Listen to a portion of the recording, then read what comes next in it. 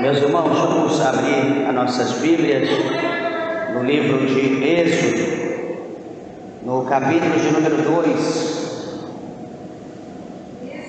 Êxodo, capítulo de número 2. E vamos ler os 3 últimos versículos do capítulo 2.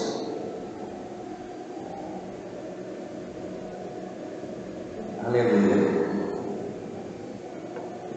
Capítulos 23, 24 e 25.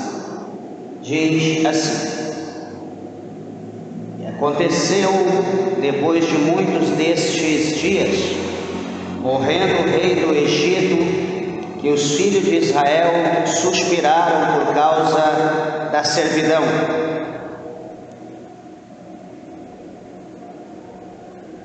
E clamaram, e o seu clamor subiu a Deus por causa da sua servidão. E ouviu Deus o seu gemido, e lembrou-se Deus do seu concerto com Abraão, com Isaque e com Jacó. E atentou Deus para os filhos de Israel, e conheceu-os Deus. Amém? Vamos orar a Deus. Senhor Deus e Pai, nós louvamos, exaltamos, meu Deus, o Teu nome, a Tua presença, meu Pai, aqui em nosso meio nessa noite. Meu Deus, mais uma vez nós Te agradecemos, nós exaltamos o Senhor, meu Pai, por o Senhor se fazer presente neste lugar. Abençoa minha vida, meus irmãos, as minhas irmãs. Abençoa, Deus, os ouvintes de perto, de longe. Fala, transforma, muda a vida, meu Pai, de cada ouvinte, Senhor. Direciona pelo Teu Espírito Santo esta palavra, e que a mesma possa adentrar no profundo da alma, e que ela venha produzir o resultado pela qual ela é enviada pelo Teu Espírito Santo. Fala conosco, meu Deus, em nome do Senhor Jesus. Amém. Graças a Deus. Assentai-vos, desocupe vossas mãos, dê uma salva de palmas para Jesus.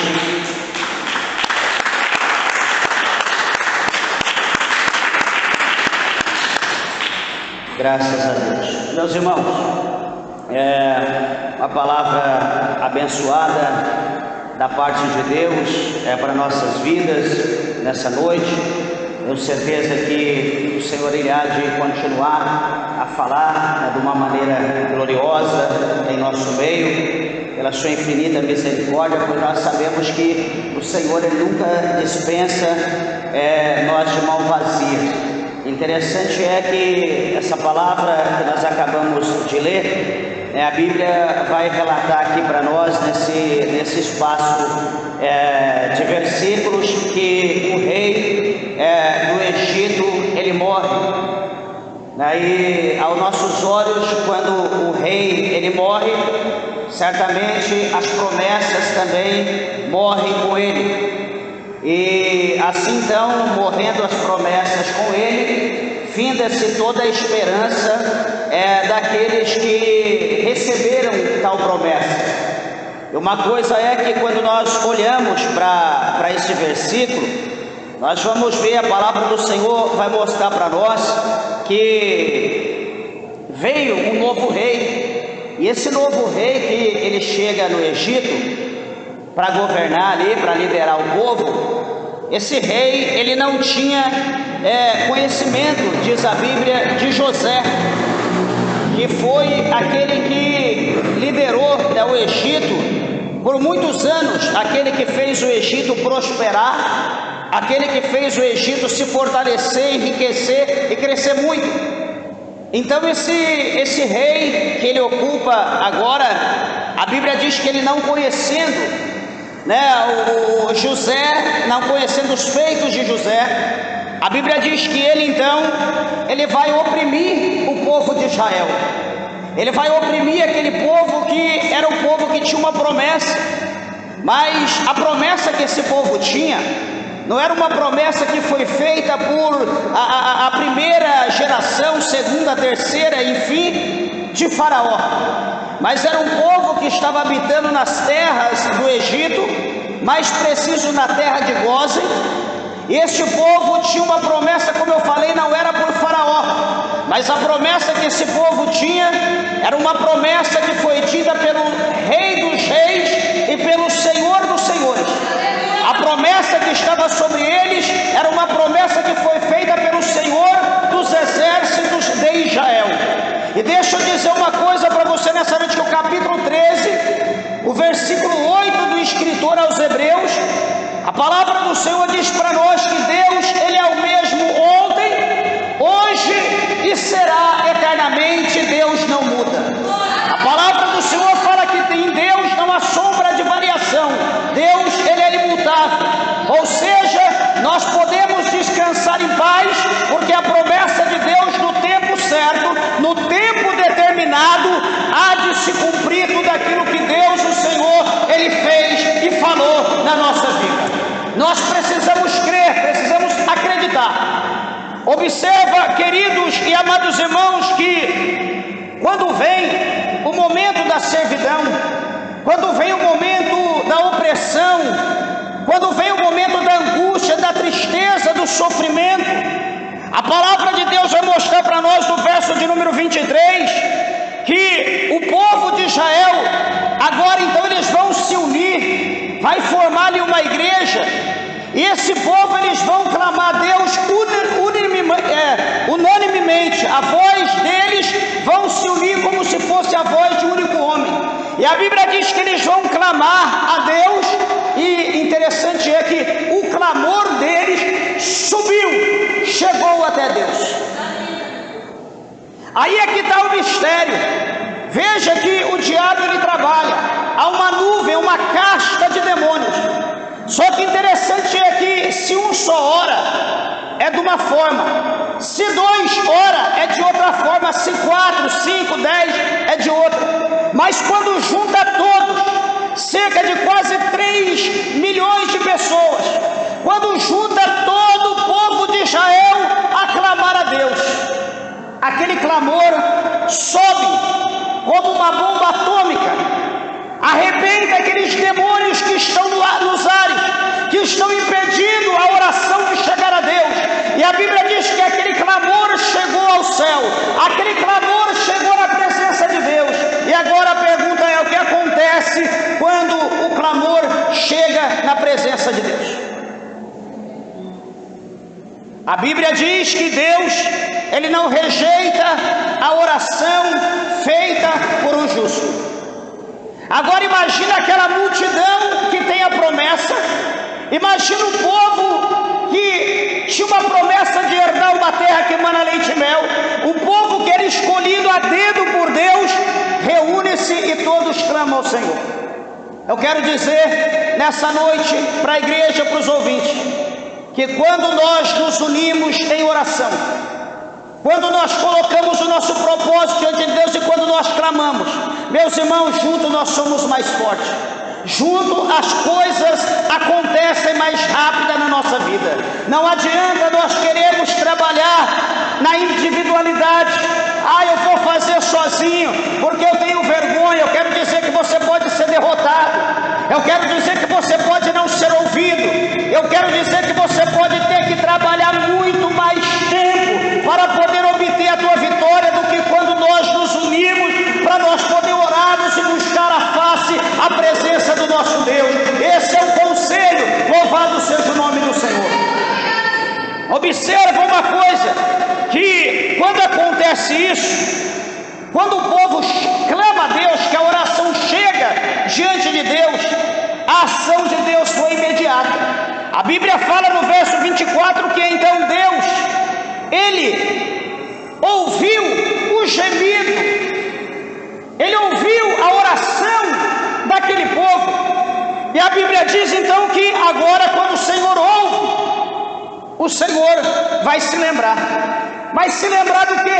Ele vai lembrar da promessa que Ele fez com Abraão, com Isaac e com Jacó.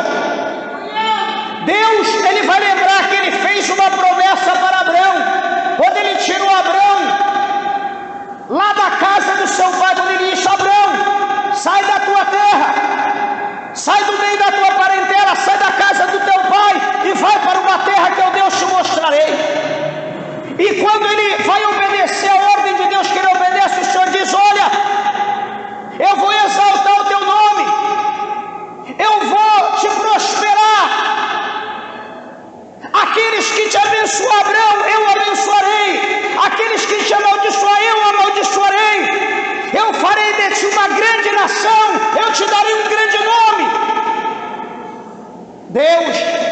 tinha promessa na vida de Abraão.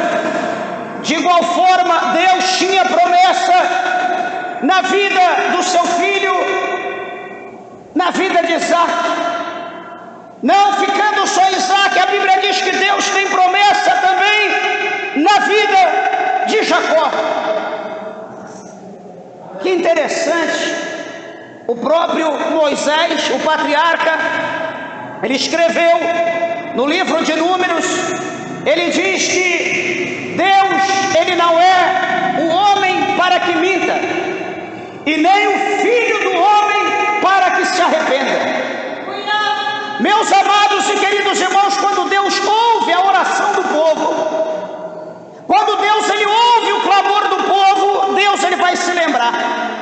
Deus ele vai se lembrar, peraí, esse povo é o povo da promessa. Esse povo, eles têm uma promessa. Eu fiz a promessa para o pai deles. Eu fiz uma promessa para Abraão. Eu fiz uma promessa para Isaac e para Jacó. Esse é o povo de Israel. É a posteridade deles que está clamando.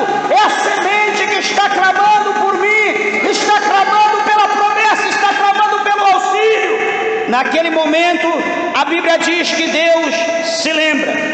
E a Bíblia diz então que agora o Senhor, ele atentou para os filhos de Israel. E agora a Bíblia vai dizer que quando Deus ele atenta, Deus os conhece.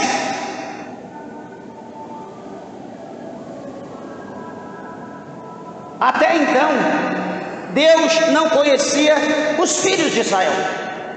E como que Deus conhece os filhos de Israel? Por causa do clamor. Eles começaram a orar, eles começaram a expor a Deus aquilo que estava no coração deles. Eles começaram a falar com Deus, dizendo: Senhor, lembra da promessa que tu fizeste a Abraão, a Isaac e a Jacó. Lembra da promessa que o Senhor diz a ele que o Senhor iria colocar a posteridade, os filhos, a geração futura numa terra boa, numa terra gorda, numa terra que manda leite e mel. Senhor, nós estamos sendo oprimidos. Senhor, lembra da tua promessa que se o Senhor não nos ajudar, se o Senhor não fizer nada, o que será da semente de Abraão, de Isaac e de Jacó? Aquele povo, eles vão orar. Aquele povo agora vai ser incentivado pelo que ele estava passando a buscar a face de Deus. Meus irmãos, e como eu falei, repito, uma coisa que Deus não rejeita é oração. Agora Deus conheceu, Deus vai passar a conhecer o povo de Israel. Presta atenção como que as coisas. Quando nós éramos novos, jovens, quando nós fomos namorar, para a gente conhecer a namorada ou namorado, será que só o olhar era o suficiente? Será que só um tchau era suficiente? Será que talvez compartilhar uma bala, uns chicletes, um copo de refrigerante ou, sei lá, um salgado era o suficiente? Não. Para conhecermos alguém, nós precisamos ter diálogo, nós precisamos falar, abrir a nossa boca, nós temos que conversar, falar quem nós somos, procurar conhecer quem está diante de nós. E assim nós vamos conversando, nós vamos conhecendo. De só apenas colega, nós passamos a ser amigo. E de apenas amigo, amanhã pode ser esposo ou esposa. Ou aqui podemos ter Deus como nosso Pai. E também podemos ser filho de Deus no tocante ao nosso relacionamento com Deus. Está vendo que mistério, que coisa interessante? E tem gente que diz: eu sou filho de Deus, eu conheço Deus, eu vivo para Deus. Mas a pergunta: você tem orado?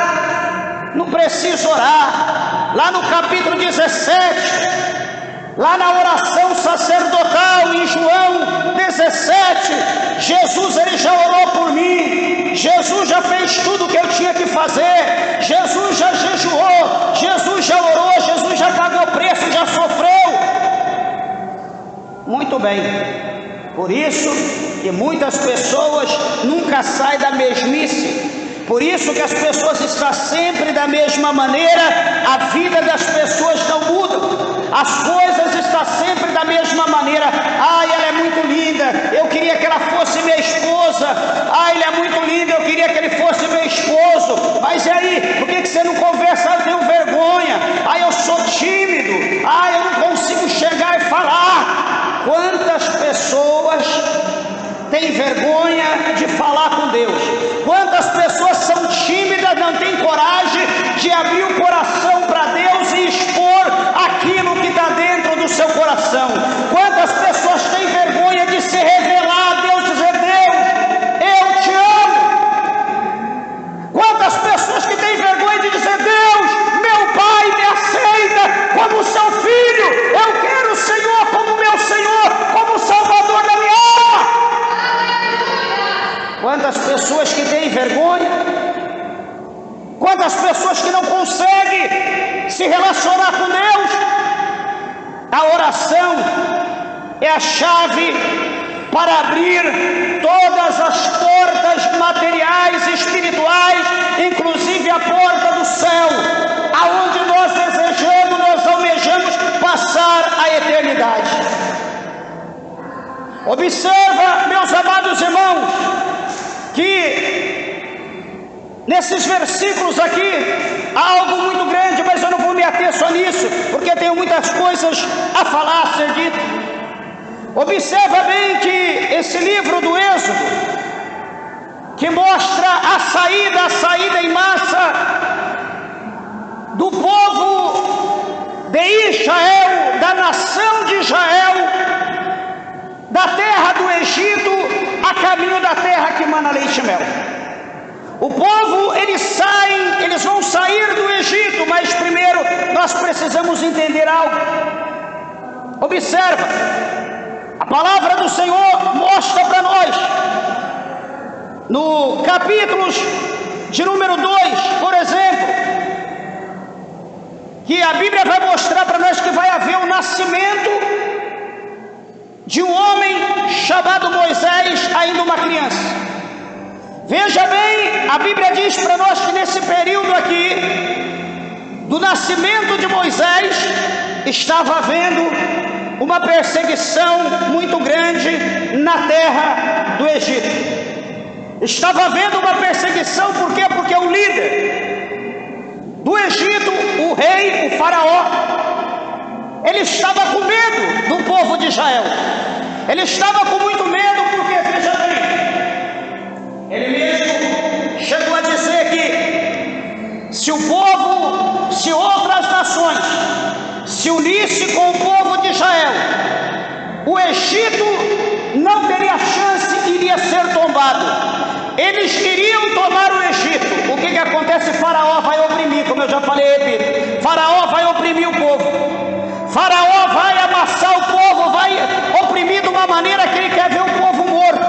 Ele quer ver os homens serem mortos.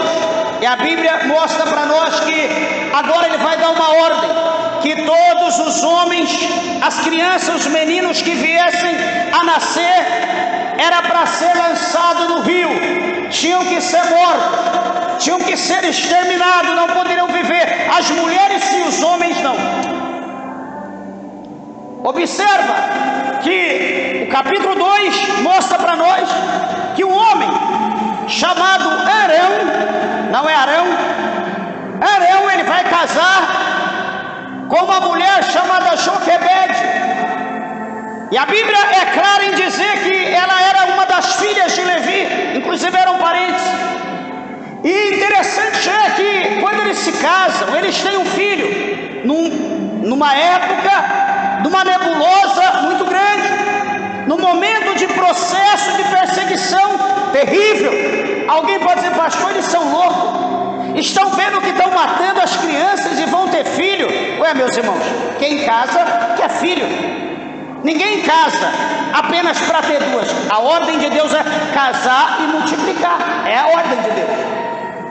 Eles casam e nasce uma criança. Interessante é que a Bíblia vai dizer para nós que essa criança era muito bela. Essa criança era muito bonita. Era uma criança que as pessoas cobiçavam. mas a ordem era para matar todos os homens. Interessante, Joquebede, diz a Bíblia, que ela consegue esconder Moisés por 3 meses. Ela consegue guardar, ocultar Moisés por 3 meses. Mas a ordem de Faraó era para matar, era para jogar no rio.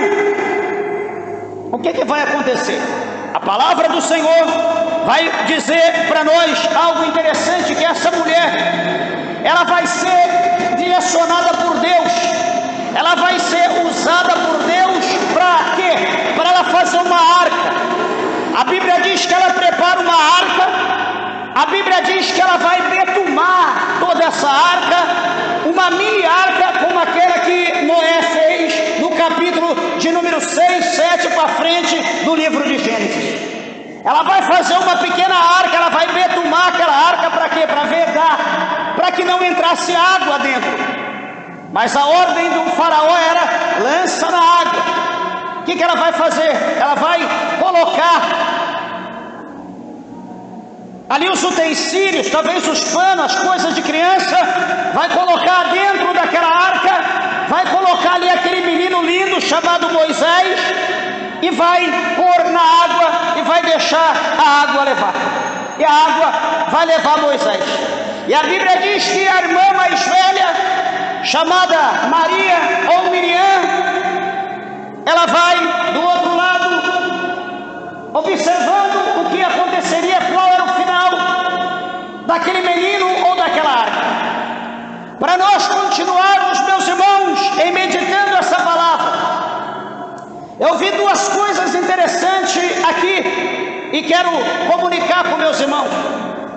Que o próximo passo agora que nós vamos ter, o próximo discorrimento aqui desses versículos, é que a filha de Faraó, a filha do rei do Egito, ela vai naquele rio, ela vai descer naquele rio para tomar banho.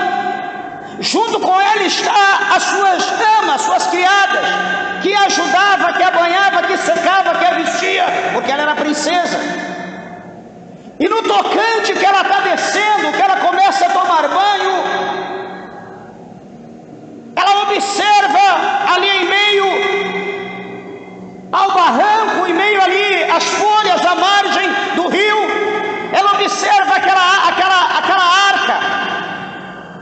E aquilo chama a sua atenção, de maneira que ela aproxima-se, ela pega aquela arca, e quando ela abre aquela arca, tira talvez aquele pano que estava cobrindo aquela criança, ela olha e observa choro.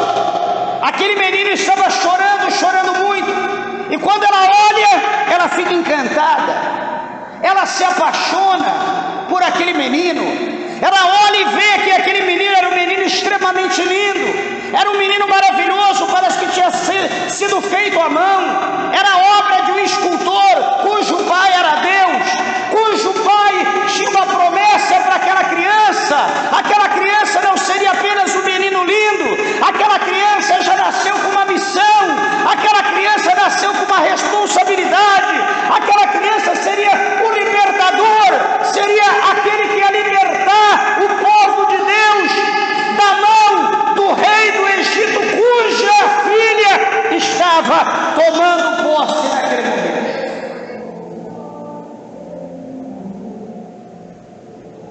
Eu pergunto, como entender Deus? Como entender os mistérios de Deus?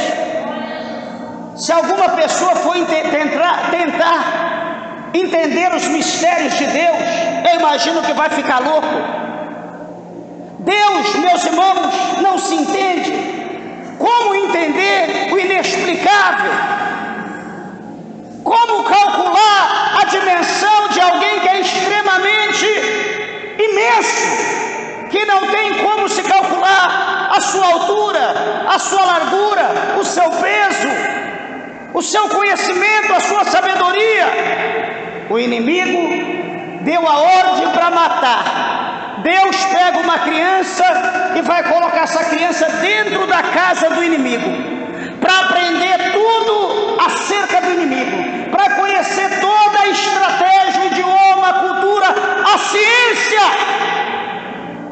depois de meio a todo esse conhecimento, tudo aquilo ser usado por Deus para tirar o povo do jugo daquele rei. Às vezes nós podemos dizer: pastor, Deus está demorando, eu estou cansando, não aguento mais, não adianta mais, não tem mais jeito, não tem mais o que eu fazer. Que bom que não tem o que você fazer, porque você não pode fazer nada mesmo. Coloca na mão de Deus, deixa que Deus faça por você.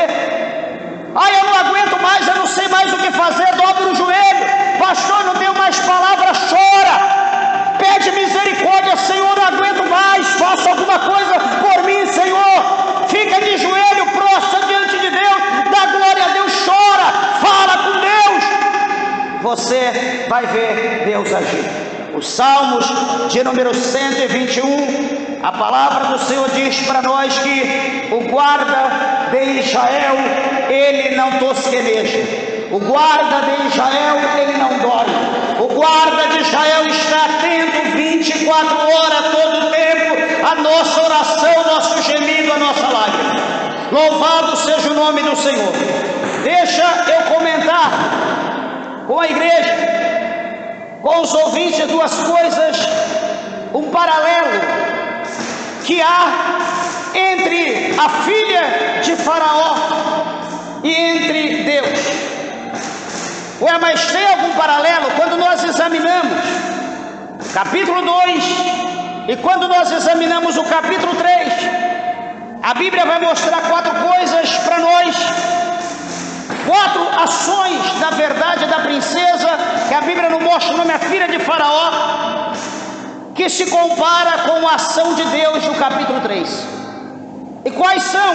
Primeiro, aqui no capítulo 2, você vê na tua Bíblia, no versículo de número 5, a Bíblia vai dizer que a filha de Faraó, ela vai descer ao rio Nilo. Ela desce. No capítulo de número 3, no versículo 8 de Êxodo, a Bíblia diz que Deus, ele desceu. Por que ele desceu? Ele desceu para livrar o povo da mão de Faraó. Então veja, a filha de Faraó desce ao Nilo. Deus, ele desce do céu para livrar o povo. Ela desce para livrar Moisés. Deus desce para livrar o povo por intermédio de Moisés. Olha o paralelo, olha o mistério. A outra situação é interessante. A Bíblia diz que no versículo 5, na parte B, ela vê o cesto, ou ela vê a arca, ela enxerga aquela arca. A Bíblia fala para nós no verso de número 7, e disse o Senhor: tenho visto atentamente a aflição do meu povo. Ela vê a arca. Deus, ele vê atentamente a aflição do povo. Ambos os dois estão enxergando situações. O que Moisés está fazendo na arca? Moisés está aflito, Moisés está desesperado, Moisés está chorando porque é uma criança de 3 meses. A criança de 3 meses naquela época não é igual às crianças de hoje. Hoje a criança de 3 meses, se brincar, está tirando selfie, está com o celular entrando na internet, fazendo desenho, brincando. Criança de 3 meses naquela época, se brincar, não abriu o olho ainda.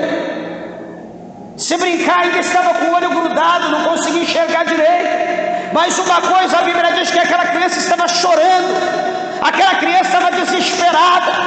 Ela desceu, ela viu o cesto, viu o quê? Ela ouviu aquela criança gemendo, gritando, chorando. E a Bíblia diz no verso 7 que o Senhor também, ele viu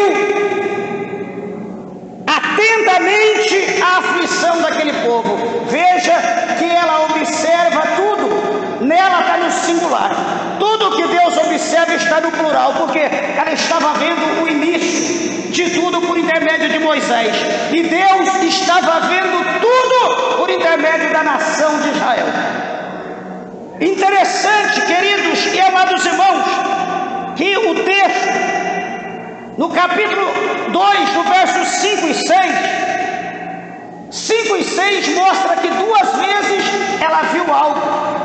Olha no verso 5: a filha de Faraó desceu para lavar-se no rio, e as suas donzelas passeavam pela borda do rio.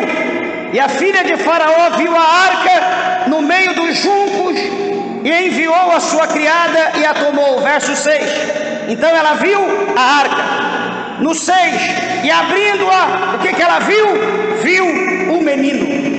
Então, versos 5 e 6, ela viu situações que despertou a sua atenção.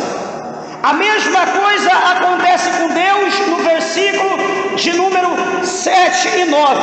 Versículo 7: disse o Senhor: tenho visto atentamente a aflição do meu povo que está no Egito, e tenho ouvido o seu clamor por causa dos seus exatores, porque conheci as suas dores. Versículo 9: e agora eis que o clamor dos filhos de Israel chegou a mim, e também tenho visto a opressão com que os egípcios os oprimem. Ambos os dois viram.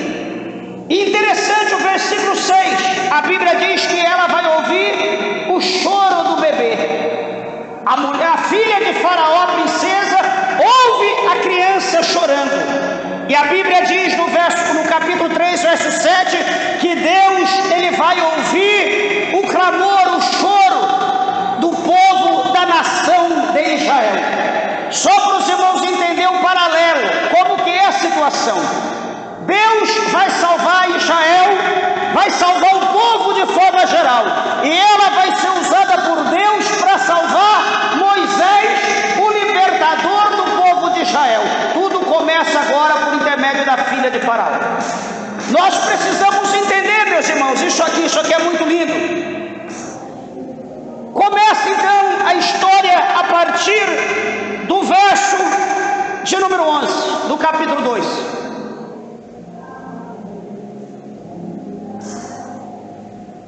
Moisés, diz a Bíblia que ele cresce, ele se torna um homem, como a Bíblia fala para nós em Atos dos Apóstolos. Ele se torna um homem sábio, um homem culto, um homem que passa a conhecer toda a ciência, a cultura, a matemática, enfim, da terra do Egito. Ele é muito sábio, ele aprende tudo. Quando chega a cerca dos 40 anos da vida de Moisés, Moisés vai até Gósen para visitar o povo hebreu, dentro da terra do Egito. Quando ele vai visitar o povo, a Bíblia diz que ele encontra 2 homens brigando, discutindo, arruaçando. Um era hebreu e o outro era egípcio. Interessante que ele vai separar ali, ele atinge aquele egípcio e ele mata aquele homem. E a Bíblia diz que ele vai esconder o egípcio na terra, na areia, vai sepultá-lo na areia, e acha que tudo está em paz. Passa-se o tempo, ele volta e ele vê 2 homens hebreus brigando, discutindo, enfim, e ele chega para separar, ele chega ali para colocar paz entre aqueles homens.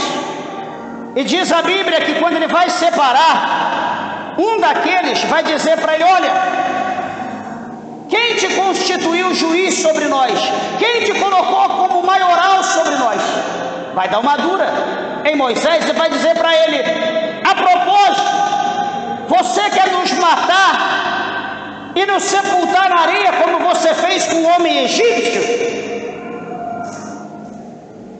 Quando eles falam dessa maneira, a Bíblia diz que Moisés, ele vai se preocupar. Moisés, ele vai ficar preocupado porque ele sabia que a punição do Egito seria severa, até mesmo para ele que era filho da filha de Faraó.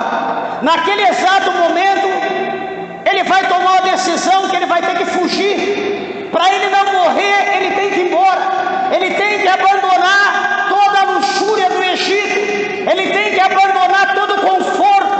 Ele tem que abandonar todo o poder. Ele tem que abandonar todo o ouro. Ele tem que deixar tudo aquilo que era para ele um dia, para ele ser o sucessor, o herdeiro legal. Ele deixa tudo aquilo, ele abandona tudo. E a Bíblia diz que ele vai embora. Ele vai embora. E ele some dali e desaparece. E a Bíblia diz que ele vai para uma terra longínqua, ele vai para a terra chamada terra de Midian. E presta atenção, meus amados irmãos, que quando ele chega nas terras de Midian, algo diferente, algo acontece. Por que aconteceu esse algo? Porque Deus precisava que Moisés ficasse ancorado em Midian. Moisés não podia sair dali, precisava ficar naquele lugar. E para um homem ficar num determinado lugar, ele fica não só, mas quando ele tem uma esposa, quando ele tem filho, então ele ancora, ele enraiza num determinado lugar. Ele não vai ficar como nômade, pulando de um lugar para outro. Ele vai ter que ficar no lugar. Ele tem que ali estruturar sua família, ele tem que construir, ele tem que edificar sua família, ele tem que formar sua família. E observa, a Bíblia diz que tem ali um poço de água. E naquele momento, quando ele chega ali, tinha umas mulheres que estavam ali alimentando os seus animais, dando água aos seus animais. Chega os pastores e ali começa a humilhar aquelas mulheres, tiram elas dali e diz que é a hora deles alimentar, deles dar água para os animais dele. E humilha aquelas mulheres. E Moisés está vendo. Moisés se aproxima e Moisés vai discutir. Moisés, com autoridade como homem, como egípcio, nos trajes de egípcio, nos cortes do seu cabelo, na postura como egípcio que foi criado dessa maneira, os homens deram no pé, não ficaram, porque sabia que com Moisés eles não iam conseguir nada, eles não iam sair vitoriosos, então eles vão embora. E a Bíblia diz que agora Moisés vai pegar água e vai alimentar os animais daquelas mulheres, e vai alimentar, vai dar água, vai beber, enfim, e então elas o convidam para ir à sua casa. Chegando lá, o pai daquelas mulheres fica desesperado. Mas por que vocês voltaram cedo? Vocês nunca vêm cedo.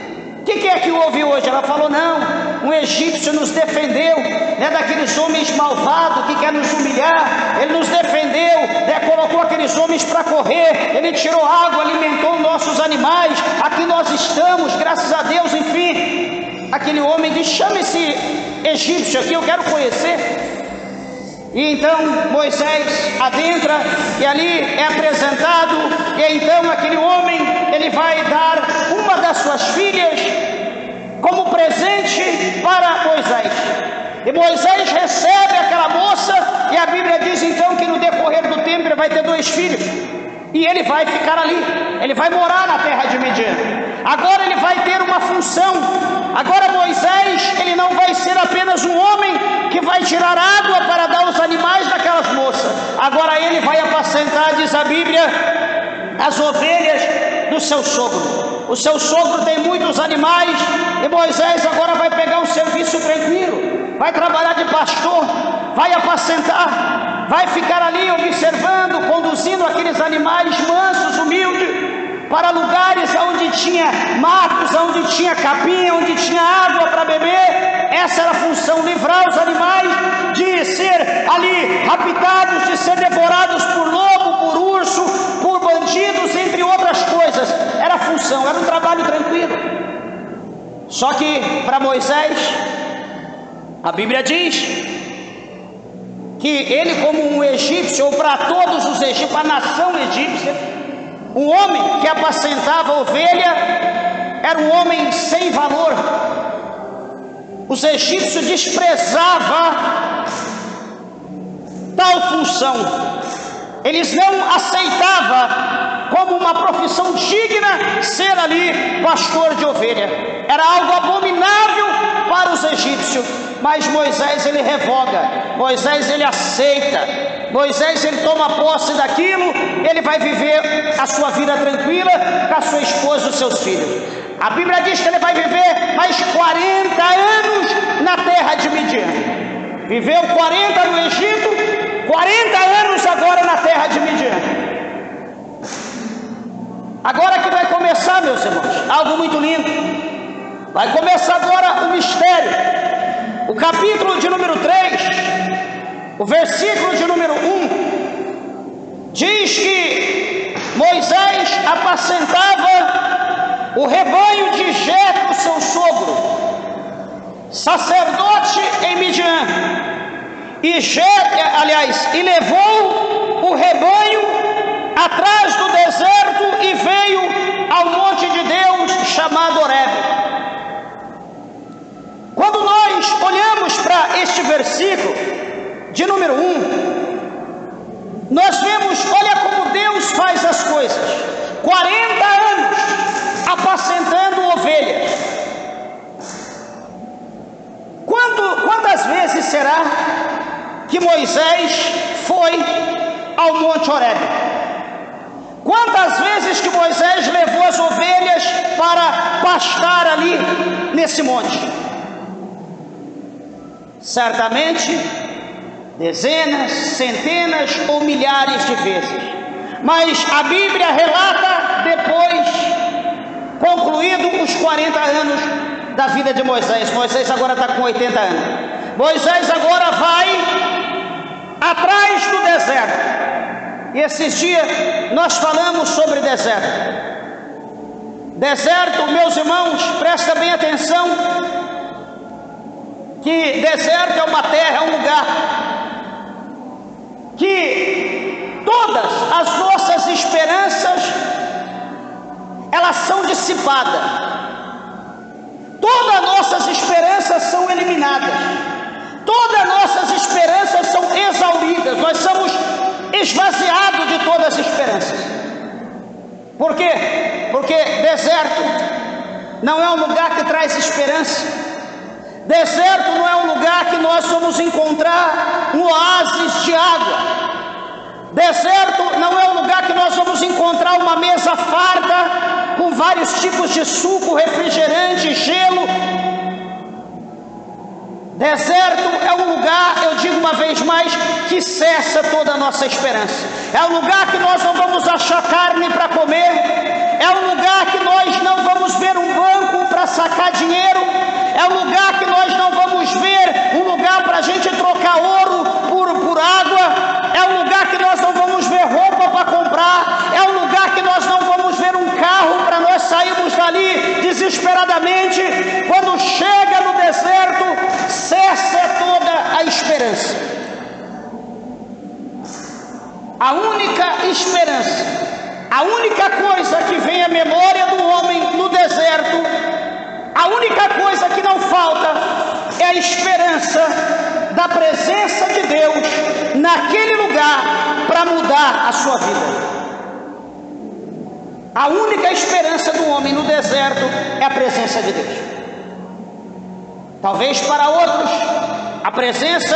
a esperança de uma presença do escorpião, de uma serpente ardente ou enfim, mas para aqueles que tem fé em Deus no deserto, a esperança é a presença de Deus. Moisés está naquele deserto por detrás do monte, mas ele passa por ali e ele está alimentando as ovelhas. Daqui a pouco a Bíblia vai mostrar para nós que Moisés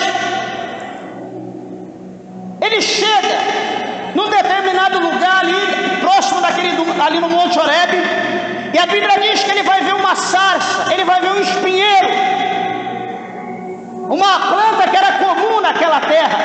Ele olha para aquele espinheiro, para aquela sarça, ela começa a pegar fogo, o fogo começa a subir, vai até em cima e desce, vai e desce, sobe e desce, e aquele negócio aumenta, diminui, e ele olha e aquela sarça não sai daquela dimensão, aquela sarça não diminui, aquela sarça continua pegando fogo, mas não é consumida. Ele diz: eu vou chegar mais perto. Eu chegarei mais perto dessa sarça, para que eu possa ver essa grande visão, para que eu possa observar e entender que mistério é esse. Eu disse para você quantas vezes ele deve ter ido naquele lugar, muitas, mas agora Deus resolve manifestar numa teofania do fogo, do anjo, da sua voz, do seu poder, dentro daquela sarça. Quando Moisés está indo ao encontro, aquela voz vai bradar. A Bíblia diz que o Senhor Deus vai bradar de dentro do fogo e vai dizer para ele: Moisés, Moisés, tira a sandália dos teus pés, porque o lugar que tu pisa é santo. Deus fala dessa maneira para Moisés: o lugar, Moisés, que tu está pisando é santo, descalça a sandália do teu pé. Amados e queridos irmãos, Moisés tinha 40 quando saiu do Egito, passa mais 40 em Midian, tem 80 anos. Esses 40 anos que ele passa na terra de Midian, Deus resolve fazer na vida de Moisés tudo novo. Deus permite que Moisés esqueça todos os projetos, todos os planos, todo o futuro que teria para ele na terra do Egito. Ele vai passar esses 40 anos em Midian, ele vai aprender como ser manso, ele vai aprender como ser humilde, ele vai aprender com as ovelhas, ele vai aprender a ser tranquilo. Não é à toa que a Bíblia diz que Moisés foi o homem mais manso da face da terra. Por quê? Porque ele aprendeu a situação do dia a dia, os processos do dia, os processos da vida, o processo dos anos, vai lapidando a minha vida, vai lapidando a tua vida. Você pode dizer: eu não mudo, eu nasci desse jeito, eu vou morrer desse jeito. Deus ouve lá do céu, olha para você e diz: você não muda? Não, eu nasci assim, vou morrer assim. Daí Deus diz: então vamos ver se você não muda. Vamos ver. Deixa eu te colocar para apacentar ovelha em Midian. Eu vou te colocar no deserto. Eu vou te levar para lá, vamos ver se você não vai mudar. O deserto vai te lapidar, as montanhas vai te lapidar, as ovelhas vai te lapidar. Você vai aprender a ser uma pessoa como eu quero, e digo que você ainda vai me surpreender. Você vai além do que eu quero. Deus pode falar dessa maneira, porque nós não mandamos em nós mesmos, porque a Bíblia diz que Ele é o oleiro e o barro não tem poder de dizer ao oleiro: por que você me faz assim, ou por que você me fará dessa maneira. O oleiro faz o que quer com o barro tem que ficar em paz. Oh, dá glória a Deus, amém. Louvado seja o nome do Senhor. Amados e queridos irmãos, observa que Deus, Ele vai falar para Moisés, para ele tirar, para ele descalçar o sapato do seu pé, porque o lugar é santo. Automaticamente, quando Moisés ouve aquilo, Moisés ele vai tirar o sapato dos seus pés.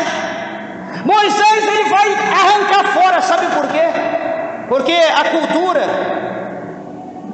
desse povo, a cultura deles era que o sapato ele carrega todas as sujeiras de todos os lugares, todos os tipos de sujeira, toda a contaminação vem no sapato. E então, entrando no lugar que é santo, aquela sujeira contamina aquele lugar que é santo. Então o que o Senhor vai dizer para Moisés? Moisés, tira o sapato do seu pé. O povo árabe, até hoje, eles entram num determinado lugar, eles têm que tirar o sapato. Eles entram na sinagoga, eles entram descalços, o sapato fica num determinado lugar. Eles não entram dentro da sinagoga nunca, porque é um pecado imperdoável. O povo judeu, de igual forma, eles têm essa cultura até hoje, porque Deus fala: tira a sandália do teu pé, descalça o seu pé, tira o sapato, tira a botina, tira, porque esse lugar é santo. Moisés vai tirar. Interessante meus irmãos, eu falo à igreja, eu falo aos irmãos, que a casa de Deus, o templo de Deus é um lugar santo. Por quê? Porque a presença de Deus está no nosso meio. A casa de Deus, ela é santa, porque Deus se faz presente, e quando Deus se faz presente, o lugar é santo, e Deus brada para nós: tira a sandália espiritual do teu pé, porque o lugar que você está é santo. Deus diz: tira a sujeira do teu corpo, tira a vaidade da tua vida, porque este lugar é santo. Eu não tenho comunhão com o pecado, deixa lá fora. E a pergunta é: o que nós temos feito com a casa de Deus? Olha lá no capítulo 13, olha lá no Evangelho, quando Jesus ele está indo ao templo, e Jesus ele chega ali por ocasião, aquela chegada inesperada, e Jesus acha ali a casa de Deus, o templo de Deus, o lugar da presença do seu Pai. Jesus acha aquela casa uma casa de comércio, acha aquela casa como um mercado. Está ali o cambista trocando dinheiro, trocando moeda, estão vendendo pombos, estão vendendo cabra, estão vendendo ovelha, estão vendendo vaca. Está um comércio terrível, um comércio medonho dentro da casa de Deus. O que Jesus diz? Olha, não esqueçam, me dá o dízimo, tira o dízimo para o meu pai, tira o dízimo para a minha casa. Será que Jesus falou isso?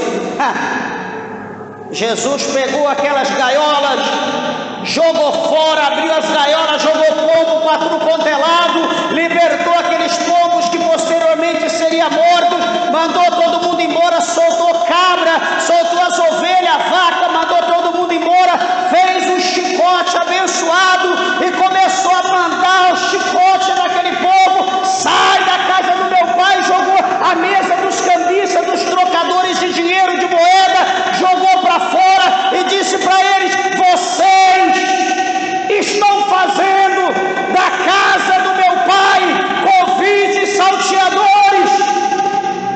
A casa do meu pai é conhecida por toda a terra como casa de oração, e vocês transformaram a casa do meu pai num covil de salteadores, de bandidos.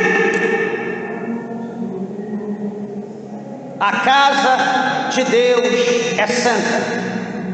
Vamos minimizar.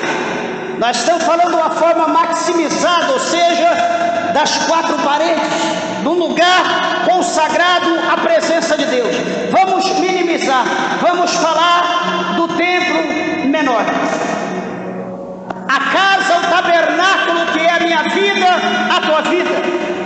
Aquela que a Bíblia diz que Deus, ele não habita em templos feitos por mãos de homens. Deus, ele não habita.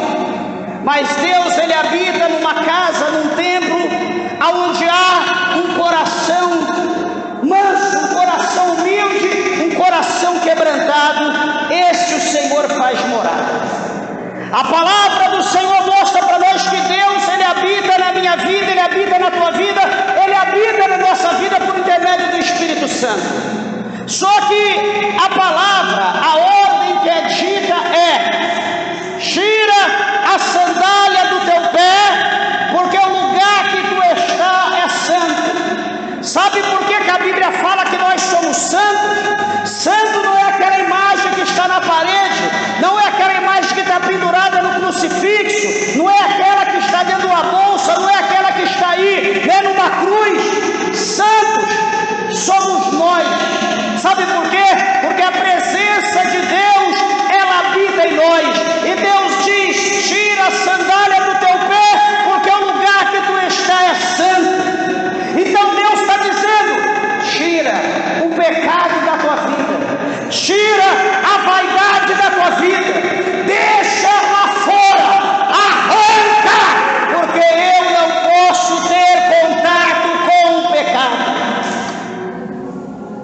Será que nós conseguimos entender esse mistério? Será que nós estamos conseguindo entender? Vou encerrar.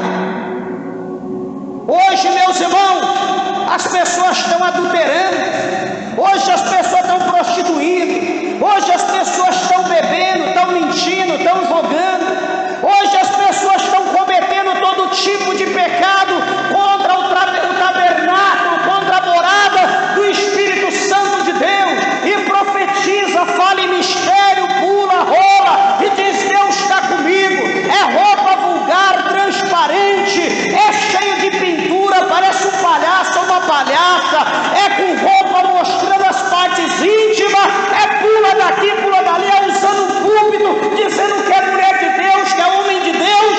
Meus irmãos, aonde? Se o Senhor Deus falar: tira a sandália dos teus pés, porque aonde tu está é santo, eu pergunto, quem vai sobrar? Quem sobrará?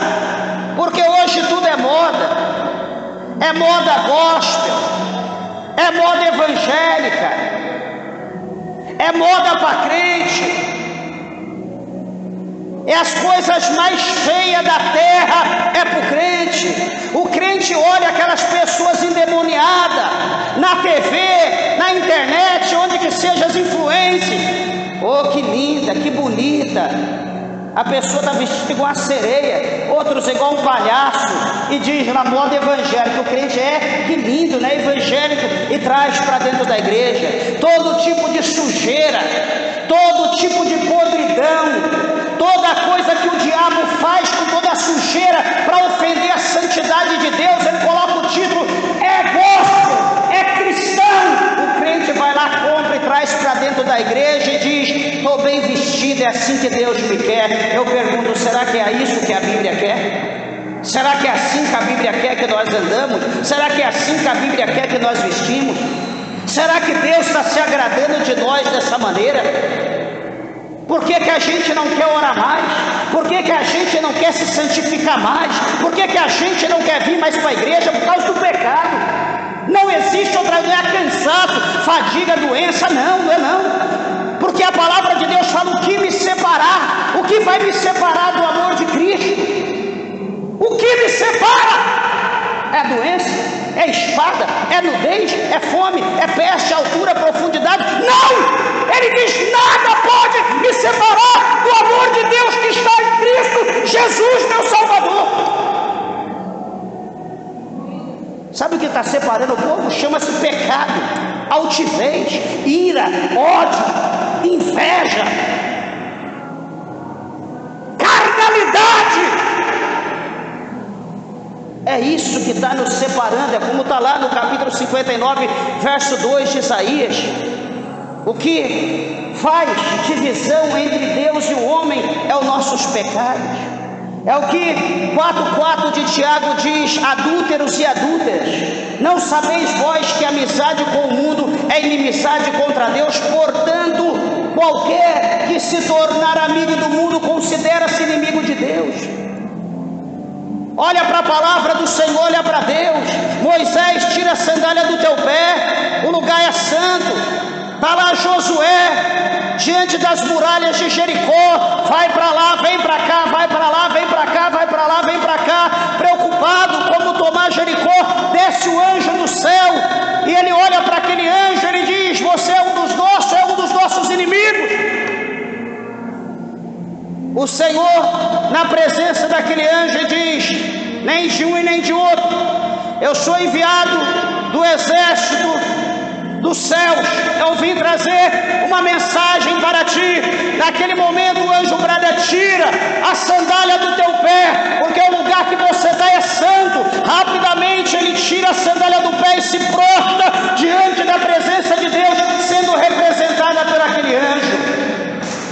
Nós temos que aprender que Deus é santo, e todos aqueles que se aproximam de Deus têm que se santificar.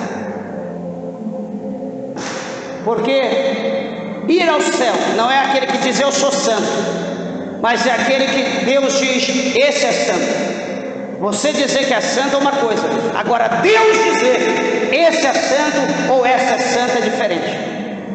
Que o Senhor Deus nosso Pai, venha alcançar misericórdia em nós como Moisés alcançou, e que nós também possamos ser escolhidos para uma grande obra como Moisés é escolhido aqui, nesse chamado íntimo, profundo, ali face a face com Deus. Que o Senhor te abençoe, que Deus te dê força, que nós nos purifiquemos de todo o pecado, que nós entendamos o amor, o trabalhar de Deus nas nossas vidas, em nome do Senhor Jesus, amém? Palmas bem alegres que exaltam o Senhor.